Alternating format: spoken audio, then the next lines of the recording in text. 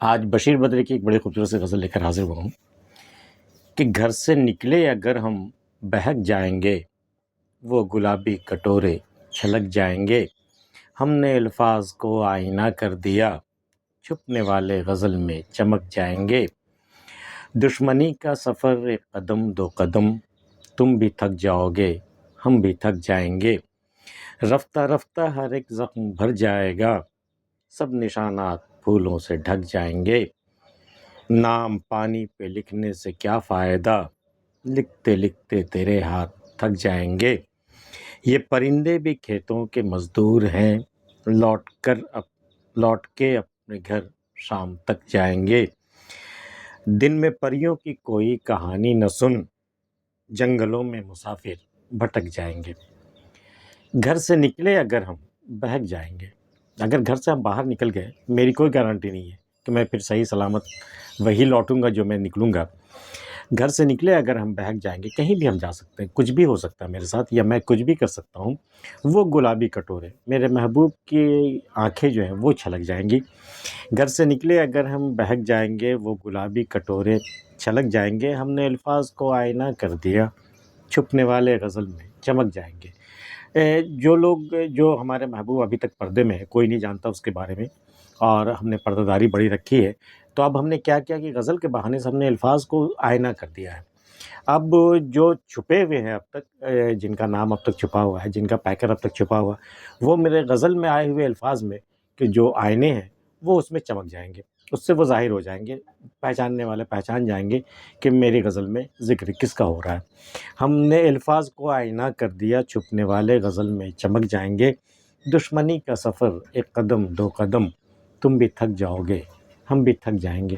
بھئی لمبا سفر صرف محبت کا ہی چل سکتا ہے، جس قدر آپ بڑھتے جاتے ہیں سفر میں آگے، محبت بڑھتی جاتی، لیکن اس کے خلاف دشمنی کا سفر اگر آپ اختیار کرتے ہیں، آپ دونوں اگر کسی سے دشمنی ہے آپ کی، تو ایک ایسا وقت آئے گا، بہت جلدی ایسا وقت آئے گا کہ بھئی ایک دو قدم کے بعد، چلنے کے بعد آپ بھی تھک جاؤ گے اور وہ بھی تھک جائے۔ دشمنی کا سفر زیادہ لمبا نہیں چل سکتا، آپ نفرت کے ساتھ نہیں جی سکتے زیادہ دنوں تک جینا ہے، محبت کے ساتھ جینا پڑے گا۔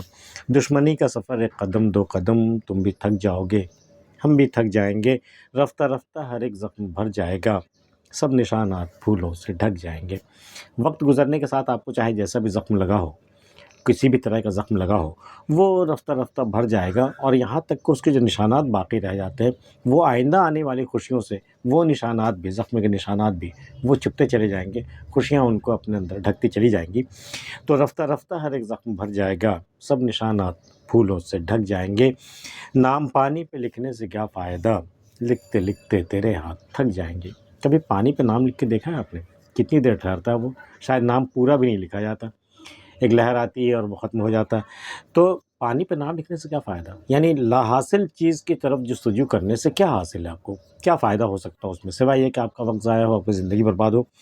تو نام پانی پہ لکھنے سے کیا فائدہ، لکھتے لکھتے تیرے ہاتھ تھک جائیں گے۔ لیکن اس پہ کچھ بھی لکھا نہیں جائے گا، یہاں تک کہ آپ کے ہاتھ تھک جائیں گے، لیکن اس پہ کچھ بھی لکھا ہوا نہیں نظر آئے گا، کوئی بھی لکھا ہوا اس پہ نقش نہیں ہو پائے گا۔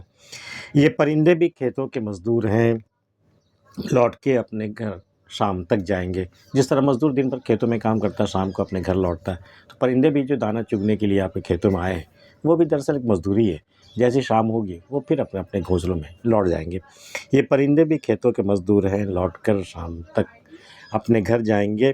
دن میں پریوں کی کوئی کہانی نہ سن، جنگلوں میں مسافر بھٹک جائیں گے۔ پرانے زمانے کی کہاوت یہ ہے کہ دن میں بچوں کو کہانیاں نہیں سنائی جاتی تھی۔ کہتے ہیں کہ دن میں کہانی سننے سے یا سنانے سے جو راہی جنگلوں سے ہو کے گزرتے تھے نا، وہ راستہ بھول جاتے تھے، پھر بڑی مشکل ہوتی تھی ان کو اپنا راستہ پانے میں۔ اس لیے دن میں پریوں کی کہانی سننے سے پرہیز کرنی چاہیے۔ دن میں پریوں کی کوئی کہانی نہ سن، جنگلوں میں مسافر بھٹک جائیں گے۔ بشیر بدر کی غزل آپ کو کیسی لگی؟ پسند آئی تو اسے آپ لائک کر سکتے ہیں، اور اگر آپ نے ہمارا چینل سبسکرائب نہیں کیا ہے تو کر لیجیے۔ ملتے پھر کسی اگلے ویڈیو میں، تب تک کے لیے اللہ حافظ۔